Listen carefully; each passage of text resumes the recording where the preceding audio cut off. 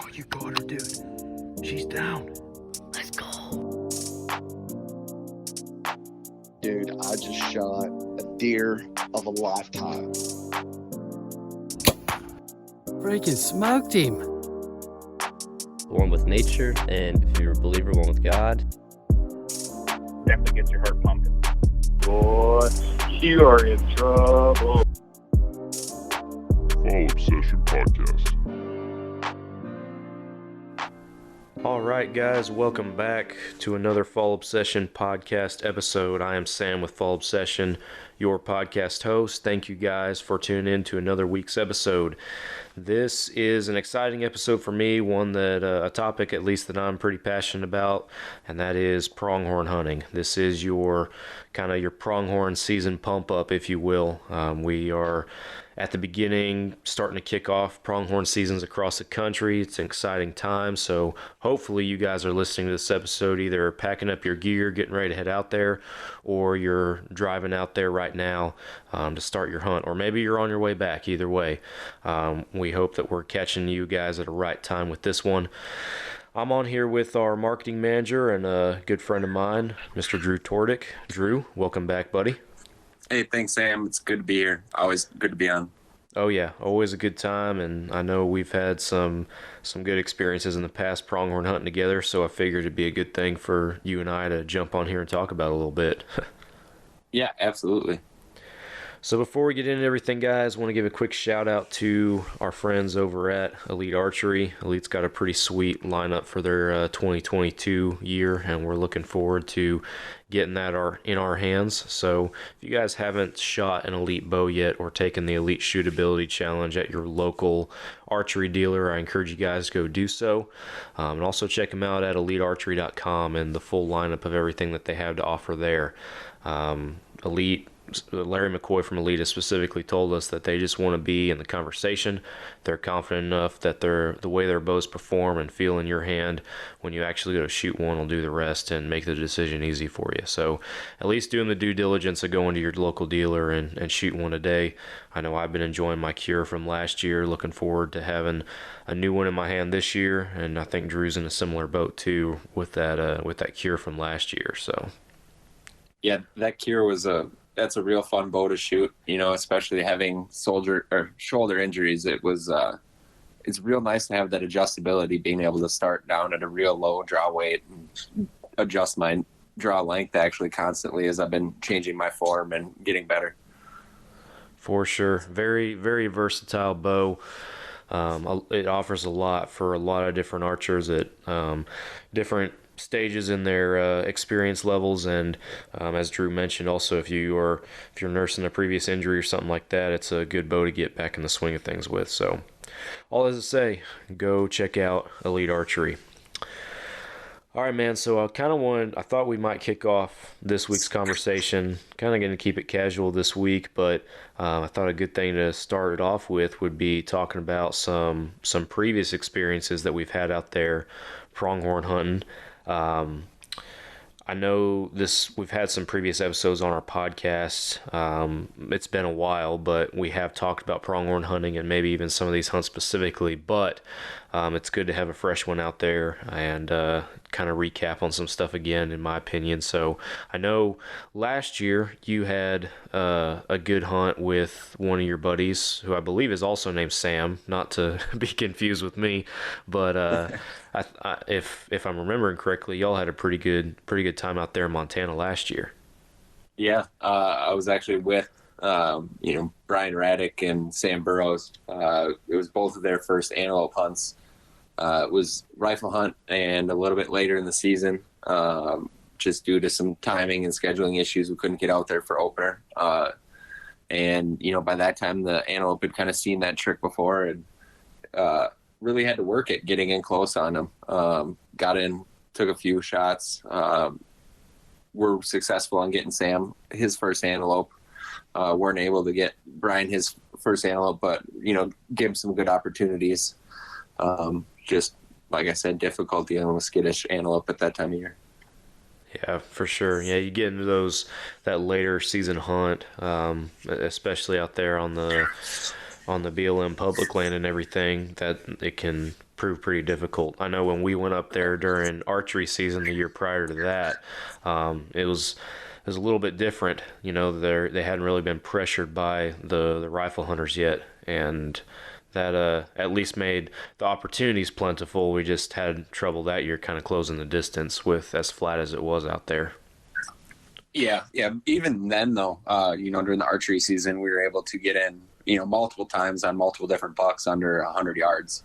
That just didn't happen for us at all in the archery season. That one shot that we've got on video where Sam killed his buck, it was in that spot that you and I have driven by that I kind of mentioned. They're always down in this low spot, and so we parked and walked in on it and had them crawl up to the rim, and sure enough, they were right down in the bush below the rim where we kind of expected them to be, and he got a good shot on them. So, I don't want to say that was luck, but it was the right place at the right time kind of situation there.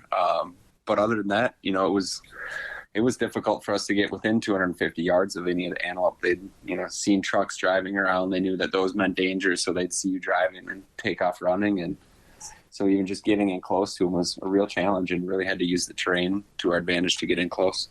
Yeah, that's for sure.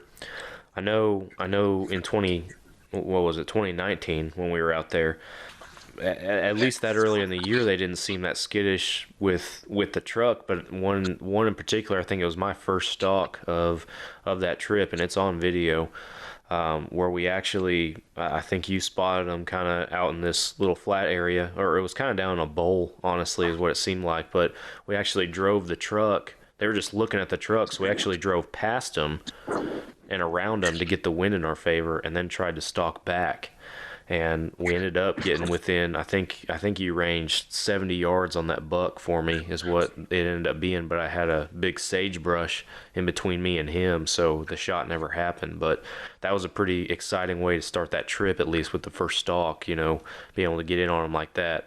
Unfortunately, it was just the closest we got the entire week. So, yeah, and that's kind of a tip for people too. Is if you see those antelope walking, they're pretty determined, and they cover a lot of ground really quick. So if you can get ahead of them and not scare them in the process, and get set up using terrain and using the wind to your advantage, that can be pretty productive if you have them kind of pinpointed as to a general area that they're heading. Absolutely.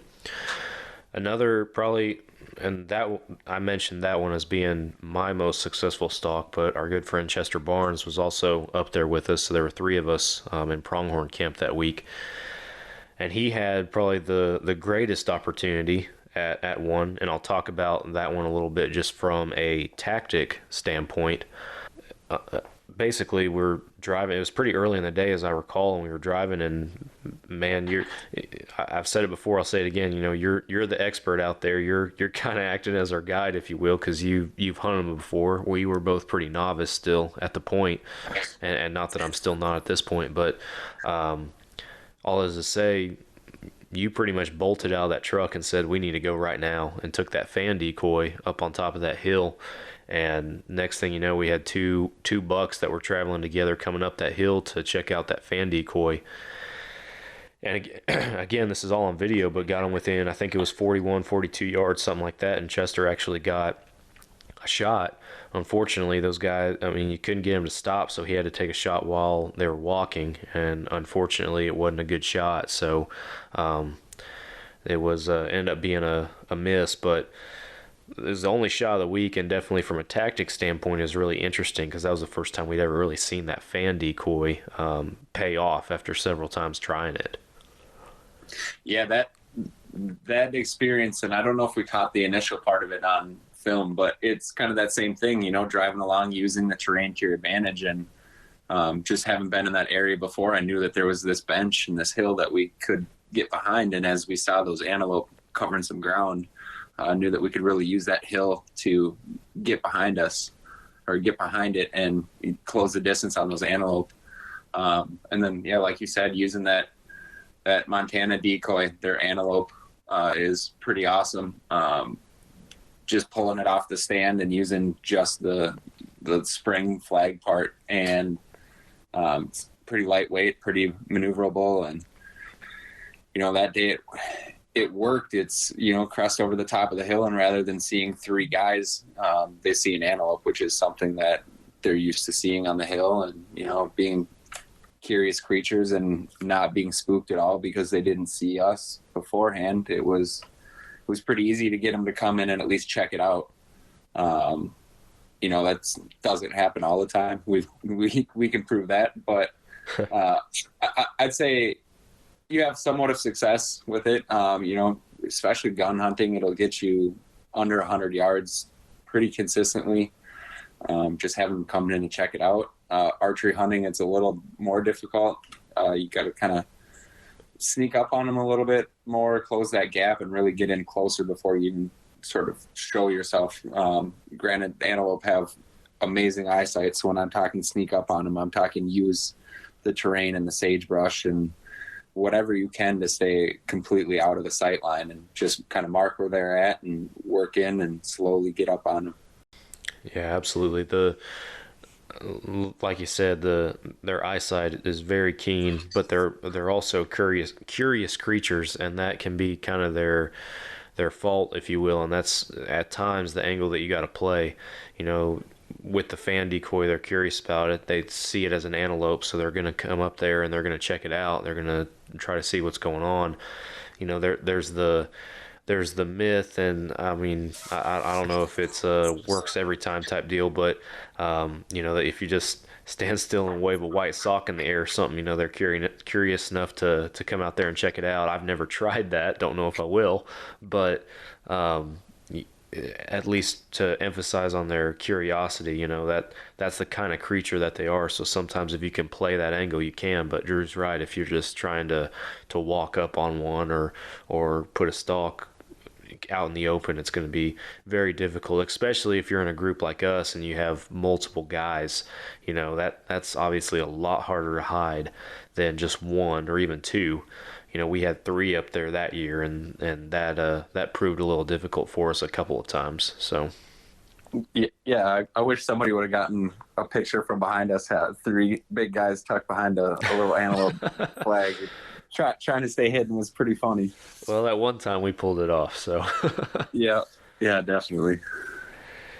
So you touched on the fan decoy and it being a pretty strong advantage for rifle hunting, oftentimes being able to get you within 100 yards, and then obviously a little bit more challenging for bow hunting. But there's a lot of differences, obviously, like with any type of hunting, between the rifle hunting and the bow hunting side of chasing pronghorn. Obviously with the rifle, you can reach out there and touch something. You have other things you got to take into account at times with your wind speed, depending on how long your shot is, and other stuff like that. I'm not a huge gun guy, so forgive me if I'm speaking in more vague terms. I'm a bow guy, but obviously with archery, spot and stalk is the most challenging way because you got to get within your comfortable bow range, and then also a big recommendation that I have is, when you're going out there, is if it's early enough in the year, if it's warm enough, to take advantage of those water holes, because that can be a huge advantage for bow hunters in the early season bow hunting pronghorn. Yeah, that was going to be a big topic for me this year, especially. Everybody's kind of suffering from drought and lack of water, and that's no different in the West. They've been suffering from lack of water and wildfires and all sorts of issues. So the key is going to be, like every year, early season for those guys out archery hunting, finding water. But this year, especially, being able to actually locate water. I know a lot of the water holes are dried up. Irrigation ponds and cattle ponds that ranchers have dug are dried up. The wells that are pumping are still pumping water, fortunately, for the cattle and the farmers. But, those natural spots that are just kind of oases in some of that barren sagebrush flats, those may or may not be there this year, so some people may be finding some different places to hunt than normal. Absolutely. Yeah, it definitely shows, when, and you can tell when the weather turns, how your tactics have to change, because we experienced that up there, where I think both years where it started out cold, wet, even snowing for us in the first few days, and then when we were pretty much left to do spot and stalk, and then when it transitioned to warmer, sunnier temperatures, we made an effort at least to transition to waterhole hunting. And the first year, 2018, it obviously paid off, because my first sit on a waterhole is when I shot the one and only pronghorn that I've ever killed.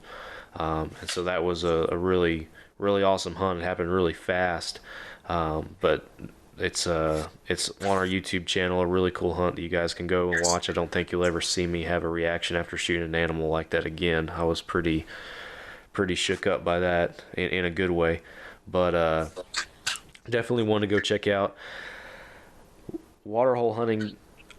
I would encourage guys, if they're going out there and they're allowed to, wherever their respective areas they're hunting at.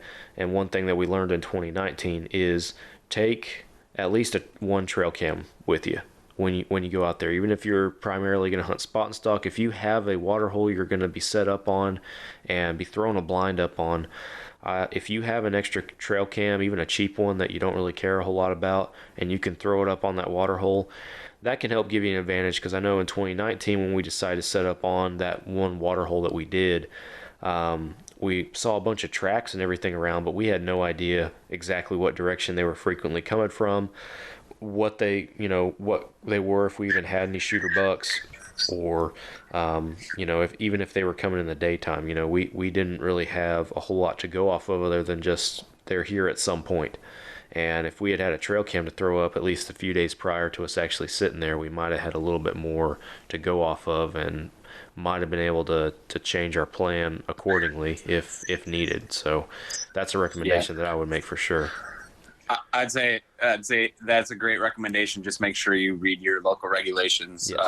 I know at least in Montana, game cams are not allowed during the season. So you could run game cams up to and until the first day of the season, or before the first day of the season. But once that season's open, you're not allowed to have game cams up anymore. Just kind of that fair chase mentality. So yeah, well, be aware. Yeah, obviously be aware and follow your local guidelines if you're able to. But again, if you are able to, and your state or county, whatever it is, allows you to scout in that sort of way, definitely take advantage of that. It's something that could give you a strong edge for sure. Yeah, we were in a tricky spot too. When we were out there trying to look at the sand and trying to remember or look up weather reports, figuring out when the last time it rained there and when the last time the dirt would have been wet to leave tracks, and how frequently we thought they were visiting. So, we were trying to put our best estimates into it, and it unfortunately didn't pay off, but it wasn't for lack of trying. Yeah, absolutely. The other thing that I'd like to touch on in regards to preparation too, and I know we're kind of bouncing all over the place and talking about a bunch of stuff, but just kind of a casual conversation. One thing with preparation, especially if you're bow hunting, if you are going to truly do the spot and stalk tactic, you've got to have not only a bow and equipment that are capable of shooting out to longer distances, but you yourself as a shooter need to be well versed and experienced and practiced up in shooting those longer distances. And different people have different ranges that they're comfortable with. For some, it may just be 60, 70 yards. I know 2019, when I went up there, I had practiced all summer long, and I was ready to fling one at 100 if I had the chance. And honestly, I think that's a good spot to be if you're going to do a true spot and stalk hunt. And when I talk about being prepared to fling one at 100, I'm talking about a softball size group at that distance. A lot of guys say, the paper pie plate or the 10-inch plate, whatever that is. Man, with these speed goats, it seems to me that these are tough animals, and there's a lot of room for error. And the last thing you want to be doing is spend a whole bunch of time up there blood trailing a speed goat for miles. Drew and I have been there and done that. It's not the funnest thing in the world. So the smaller group, the better, obviously. And again, that know your limits, know your distance. If it's 100, then outstanding. If it's 80, 90, then that's your limit. And you might be tempted to take a shot longer than that. I know I was in one particular stalk where I came up a little drop off.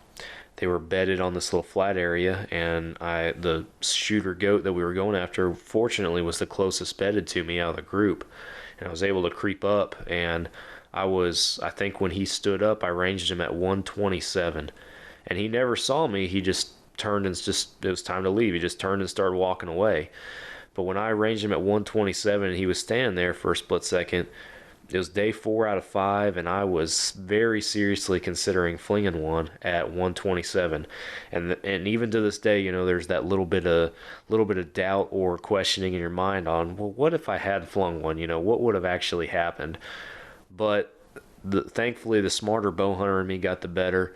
I had practiced out to 100. I was comfortable out to 100. I was not well experienced enough out to that 120, 130 yard mark, which for archery is just, it truly is a crazy distance.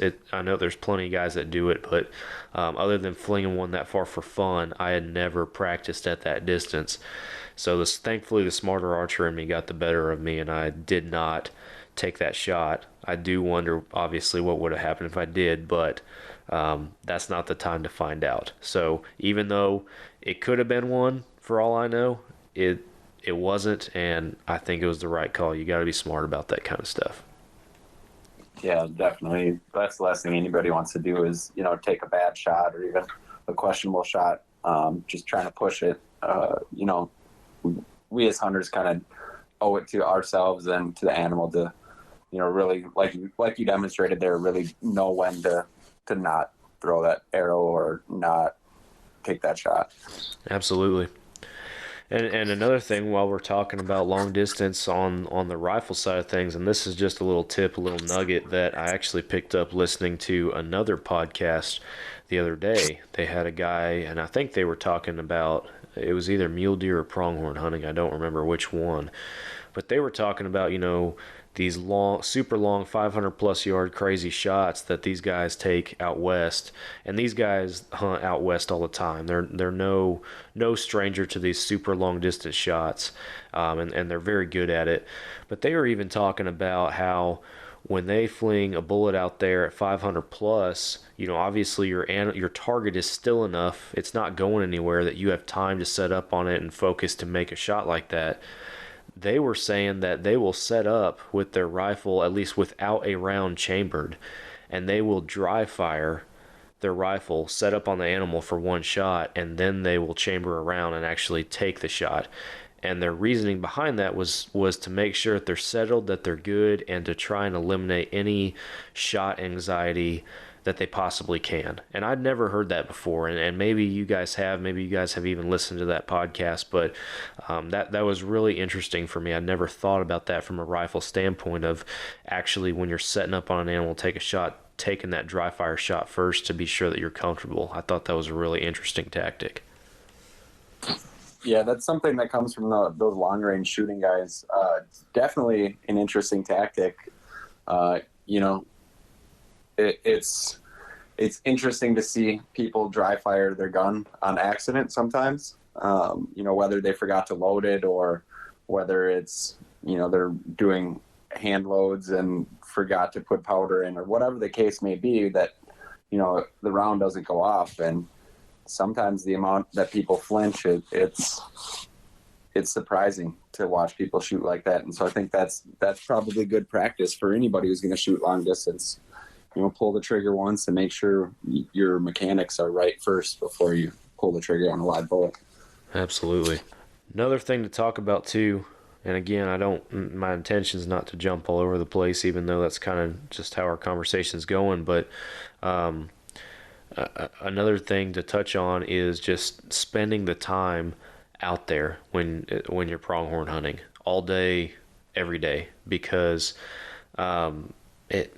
and I know this wasn't even something that we practiced all the time when we were out there in 2019, but especially if the weather's cooler, man, an opportunity can happen at any point during the day.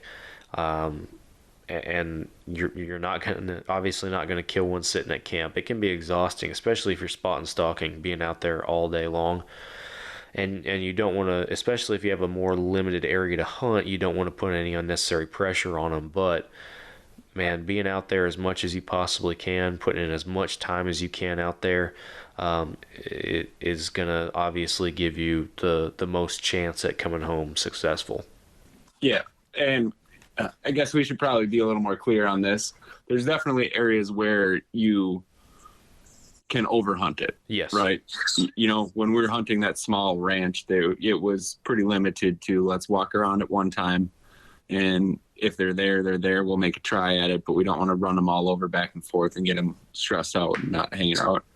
I guess what you're referring to more is when we're on that BLM and it's an area that's 15 miles by 20 miles. And, you know, we've got a ton of ground to cover and multiple herds that we're going after. So, you know, you catch bucks wandering between herds and all sorts of things happen in that wide open prairie area, and gives the animals time to calm down and places to hide. And so, yeah, you can definitely spend all day in wide open spaces like that. It's definitely something to take into consideration on smaller properties, though. Absolutely. Yeah. And exactly what you just said. And then to add to, and it popped in my head when you mentioned and talked about different herds, bucks traveling back and forth on that larger, more public hunting grounds. We had that one stalk, I think it was on the last day, where you and I literally crawled a mile trying to get in on a little bachelor group that were on a water hole far, far away. I mean, we spotted them and could tell that they were pronghorn. We didn't even know if there was any shooter bucks in the group, but it was just, at that point, it's the last day, we were desperate, and it was a move that we were going to try to make. So we made a stab at it.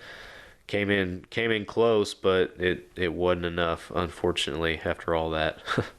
Yeah, I had cactus in my knees for weeks after that. It was definitely a fun experience, but I wish it would have worked out. It would have been a much cooler story to tell people rather than we crawled a mile through cactus to have some antelope run away from us when the wind swirled. I came back to Texas and I was still pulling cactus out of my knee. It was a pretty brutal stalk at some point, and it probably took us about an hour and a half or so, I think, is what it ended up being. But again, sometimes you got to play that long game, and we made a call that these guys are settled in, they're bedded, they're not going anywhere. We're going to make a move. We did our best to use the terrain to our advantage. At times we had plenty of room. At others we were practically on our bellies trying to keep from being seen.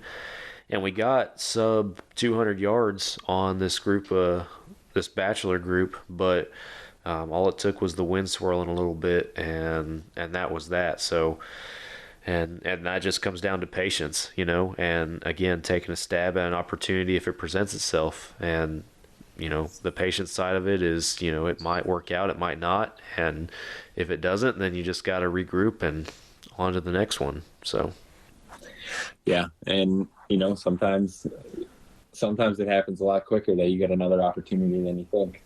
I know during rifle season, I was with Brian and Sam, and it was after Sam had shot his buck and we had chased the other buck. So Brian and I were together and ended up, I don't think it was the exact same gully that you and I crawled through, but it was one that was just a little bit deeper. And we must have walked through that one for pretty close to 1.5 miles. If not further, and got up on these antelope, and unfortunately it was one of those cases where they were just walking the wrong way, and not a lot we could do to catch up to them. We were kind of frustrated, kind of missed that shot and kind of wondering what we were going to do next, and started walking back the long way to the truck, going by that water hole that you and Chester had sat on. Yeah. And as we're walking up that way, just before we got to that water hole, we ran into a whole other group of antelope and had another shot. And granted, it was a long way, long enough that in the sagebrush I was having trouble finding the range on it. So what ended up being a 350, 400-yard shot was pretty difficult to make in those conditions. So, unfortunately, we weren't able to get Brian an antelope, but we had a lot of opportunities there, and just using the terrain. Some places where it looks really, really flat, there's actually just enough undulation for those animals to hide. And, those sagebrush backgrounds make it real tough to tell where it dips and where it's all flat and level. Yeah, for sure. And I'll kind of steer that into another essential that you need out there. I know we've talked about looking at maps and weather reports and stuff like that while we're in the field, but man, Onyx maps, we're not associated with them in any way, but that's a tool that we use for sure out there, and it really is a must, especially when hunting those public lands. And what brought that up was from those maps, and I know even the technology within Onyx is getting more better with the topography, but even within those maps, you try to look and find those hills or those little gullies that you can, again, use the terrain to your advantage. And sometimes they turn out as advertised, if you will, and other times you show up and it doesn't look anything like it did on the map, so kind of got to make the most of what you got. Yeah, and it's surprising, how on those big sagebrush flats, how even the smallest depression really just holds animals and holds wildlife, whether it's the safety of being down just that little bit of lower, whether it's the little bit of shade they're getting there, the cooler temperatures or whatever it is that holds them in those spots, those washes and those coulees and the whatever term you want to use for them, those are always seem to be a really good spot for finding wildlife of all sorts. For sure. So another thing to talk about and bring up is, especially for those who might be experiencing a pronghorn hunt for the first time this year, and I know that there's probably a lot of you out there because this year there seem to be more people putting in than ever for those non-resident tags, resulted in me not getting one. So, but I wanted to bring up kind of what the criteria is for a shooter buck out there. And honestly, in my opinion, at least from my limited experience, and Drew can probably shed more light on it, but I think to some extent it comes down to opportunity. I mean, you don't want to kill, obviously we want to be, ethical hunters, and we don't want to kill, super young bucks or anything like that. We want to give population time to grow and mature and everything. But at the same time, if you have an opportunity to shoot a decent buck, especially if you're doing the spot and stalk route, you got to take it, man. You really do. Yeah.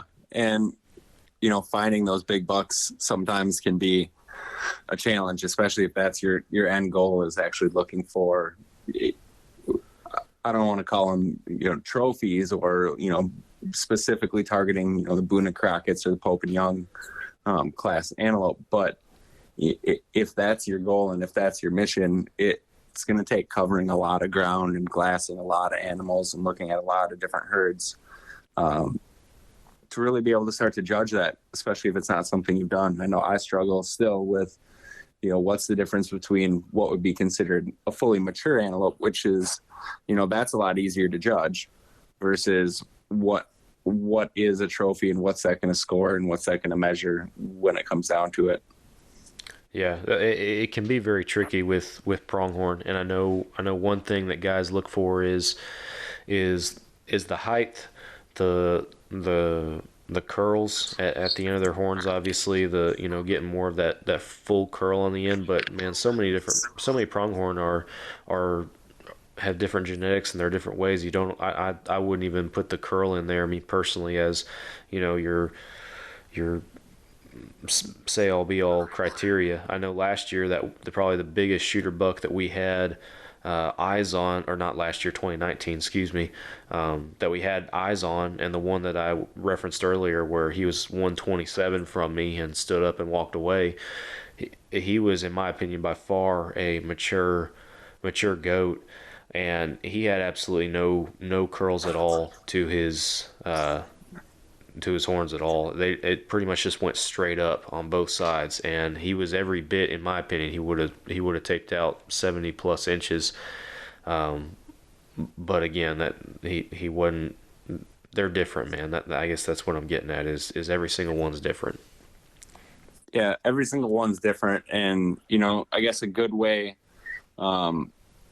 a good way to judge it, really. So the things that they score on is the length of the horn overall. Then they measure circumference at the base in 2 different spots. So below the cutter and at the very base by the skull. And then again, above the cutter and at the tip of the curl, the peak of the curl. So, there's things that you can look at to really help you judge in the field. One of the things that I was told early on was, if you're looking at the cutter, which is that front spike that goes off forward, and you're looking at that from the side, if they're looking forward, and you're looking at it from the profile, that should be it should stick off from the main beam about as far as it would be halfway. So if you cut that main base in half, that's how far out that front cutter should stick. That's really the sign of sort of a fully mature antelope. And then, looking at trying to base score off that, then you're looking at more complex things such as, how long is that top curl, how long around are the bases actually, or how wide are the bases, and how long are the bases. So you're dealing with more specific measurements that are harder to judge, but overall trying to tell a fully mature antelope is more about, looking for those cutters. I know I shot a young one time that didn't have any cutters at all. And so, there is quite a difference, and a noticeable difference in both the size of the body and the size of the horns in that case. I guess another thing that people use oftentimes to sort of tell when you're looking at one specific animal is the very tips of their horns will polish off and do sort of an ivory white color for those really mature, really, those bigger bucks. So sometimes that can be, it can be easy and difficult to spot depending on the condition. Sometimes that white really glows in the spotting scope, and sometimes it's tough to see until you're right up on them. So that's another thing to look at. Personally, when I'm looking at them through a spotting scope and looking at them from far away, I'm more looking at, which one is sort of the boss of the herd, which one is, driving those other bucks away, is rounding up all the does, and which one seems to be the boss in the group. And, it's pretty often that is the biggest buck in the group. So if you are out looking, it really helps you, rather than having to really study 5 or 6 different antelopes or 5 different bucks in the herd, that, you can really just tell by body language and behavior which one is sort of the antelope in the pack, and spend some more time looking at that one animal than trying to compare animal to animal. Yeah, absolutely. Yeah, again, as you mentioned, unless you're wanting to really spend a lot of time out there glassing different herds, trying to pick out your target buck, especially if you're doing the spot and stalk, you kind of gotta take an opportunity when it comes to it on a decent buck. Obviously, be smart about it, and be ethical. Don't shoot a super young one, but hey, if you got a shot at a decent pronghorn, especially if it's your first year hunting, man, I encourage you to take it for sure. And I know. Yeah. Go ahead. Yeah, and you know what? I mean, honestly, if you're archery hunting and it's your first antelope and you've never shot one, I'd be happy with any antelope you shoot. Whatever size you get in close on, take that opportunity. Congratulate yourself for something that's really difficult to do, and then set new goals and move on for the next hunt. But get out and try it, because spot and stock antelope hunting is it can be most frustrating, but also the most rewarding experiences. And, oftentimes those moments are separated by just a few minutes or a couple hours sometimes. Absolutely. Yeah, I know in 2019, I was humbled a little bit and became a lot more aware of how fortunate I was the year before in 2018 to kill the caliber of buck that I did, especially as my first one ever. And I remember the day before I shot him, you and I were actually driving down a little back road, farm road, and driving past a field. It was a few miles probably from the little ranch that we were hunting, and we saw this buck with a cutter that it hadn't broken fully off, but it was split. It was kind of dangling there a little bit, and we looked at him, and we got some video of him just looking at him there from the road, and we made the comment of, man, seeing a buck like that would be awesome. That's a stud. That's a shooter. And the next thing we know, the next day, that's the buck that I get a shot at. We were able to tell it was the same one, obviously, by that unique cutter that he had. And I realized I knew then that I was fortunate, but I realized the next year exactly how fortunate I was to kill a Pope and Young caliber pronghorn in my first year, because that's not an easy thing to do. That kind of fell into my lap, fortunately. Yeah, I remember we were sitting there looking at him, and it was, in the middle of a snowstorm and absolutely terrible conditions for bow hunting antelope. So you and I were out, just seeing what we could spot and seeing if we could see anything on public ground, looking for other alternatives. And I remember we parked and we were recording the video and just kind of making the joke of, how come they're not nervous now that we're sitting parked 40 yards away from them on the other side of the fence, and how come they're not running away now? And, wouldn't it be nice if us sitting here and they ran up the hill then the 2 miles back to our farm? Sure enough, the next day he came walking over the hill from that direction. So, man, and I couldn't even believe it, because I was that day was the day that the weather turned, it warmed up, and I was I remember, I think you were scouting a different piece of public, so I was by myself on the ranch, and I was on my way to the ground blind, and I came across a pronghorn and tried to put a decent buck, and I tried to put a stalk on him, and it took forever. It was one of those that was just a super long stalk. It almost happened, but then it didn't, so I was super frustrated. It was warm. I'd been out in the sun, so I was sweating at that point, and then so I got into the ground blind late, and I'm thinking the whole time, like, man, this is a lot harder than I thought, and I was pretty discouraged and trying to find any way to motivate myself. And I hadn't been there 20 minutes, and that thing came running over the hill, and I put my binoculars up, and I just saw it was a shooter, and got my bow ready. Like, I'm ranging him, and as soon as he starts coming in sub 100, I'm realizing I'm going to get a shot at this guy. So that's when I grabbed my bow, and I'd already ranged the little trail that he was walking on when it came by the blind. It was at 41 or 42. So he came walking down that trail, and that's when I just got a little look at that cutter at that point, and I had that suspicion it was the same buck, but I quickly put that out of my head, and I was like, I got to make a good shot.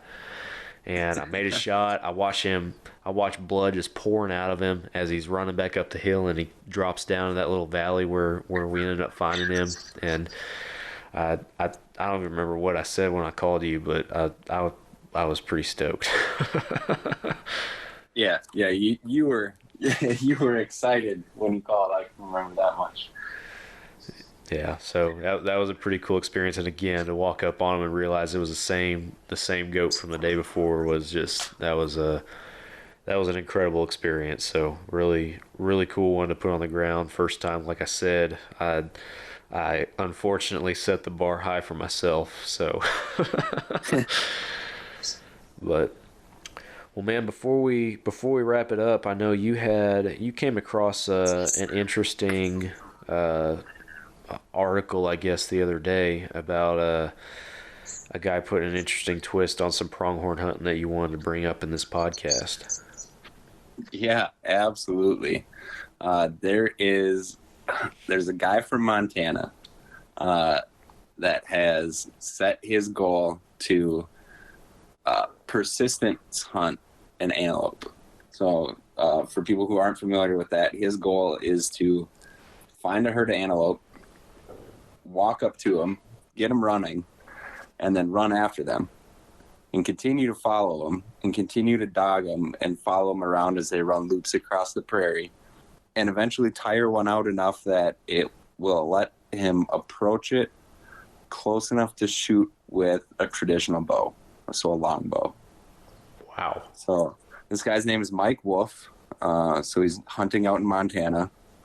And I mean, there's a story that I think we're gonna have to see if we can repost, but search for this guy's name, Mike Wolf with an E at the end, and the guy's out hunting. He says, the best conditions for him is if it's over 100 degrees. What? So, yeah. He said 80 degrees isn't quite warm enough, but, if it's over 100, that's when it's real good to get out there and start running around and chasing down these antelope. So he's been trying it for a couple of years, hasn't gotten one yet, but man, I think that, it's an interesting story. Good luck to him. But B, man, that's some persistence. Just knowing how fast those antelope can get away from you and how much ground they can cover, that's got to be just an insane challenge. That was going to be my comment, is those things are so darn fast that, oh man, I can't even imagine. That seems like an impossible task right there. That's crazy. Yeah, it's an animal that it evolved to evade predators that are no longer on the landscape, cheetahs and other things like that. And being able to run 70 miles an hour and the distances they can cover in that distance, that's pretty amazing if he's able to do that. So if he's able to do that, I'd love to hear the story, and I hope somebody's documenting it somewhere. Oh yeah, for sure. I don't know if you've been training for running, but I think those antelope can run a little further than I'm willing to run in 100-mile heat or 100-degree heat. Man, I've been running a lot lately, and doing a little dieting and trying to get myself in some better shape for this fall and everything. But I don't think I'm up for chasing pronghorn on foot like that. That's a little much. Yeah, no. Well, man, I appreciate you coming on the podcast this week and talking some pronghorn. Hope this kind of casual conversation with a few little tips, tricks, and tactics factored in there is been a good listen for guys, especially like I said at the beginning, if guys are starting to head out there and maybe even listening to this on their drive to pronghorn camp. So thanks for coming on. Yeah, it was fun as always. Unfortunately, our crew kind of didn't get the lucky draw this year, so we will not be posting very much antelope content this year. So anyone listening to this podcast, feel free to send us your antelope tapes. We'd love to see your hunts. Yeah, absolutely. Send in your videos, your photos, and we'll if the videos are good, man, we'll be happy to post them if you guys are interested, or photos, and give you guys a tag. So we'd love to have some pronghorn content on our pages despite our team not being out there. So if y'all are interested in sending your stuff over, feel free to share with us. We'd love that. So, and on that note, guys, we appreciate y'all listening. If you haven't already, hit that follow and subscribe button on whatever podcast apps you're listening on. We are on all the major podcast apps, as well as our episodes are also published on YouTube and our website, fallobsession.com. Fallobsession.com is the hub for all our content, and that's where you guys can find all of our video series, educational articles, gear reviews, wild game recipes, and a bunch more of other educational hunting and outdoor content. We got it all on there. Shop our apparel, all of our Fall Obsession brand stuff, hats, t-shirts. We got a pretty sweet American Pride, American flag design t-shirt with our logo incorporated in. It's been our best-selling product that we've ever had up till now. We kind of ran it originally just as a 4th of July kind of exclusive temporary deal, and we've actually kept it going still to this day, so you guys can still order you one. That's how popular it's been. So go pick you up one of those. fallobsession.com/podcast. That's the webpage you guys can go to if you want to give us some feedback on our podcast. We are open to any and all feedback that we get. You guys can ask questions, send us topic suggestions, guest suggestions, or just general comments, whatever. We'd love to hear what you think about our podcast. We're coming out with a new episode every single week, so be sure that you guys tune in.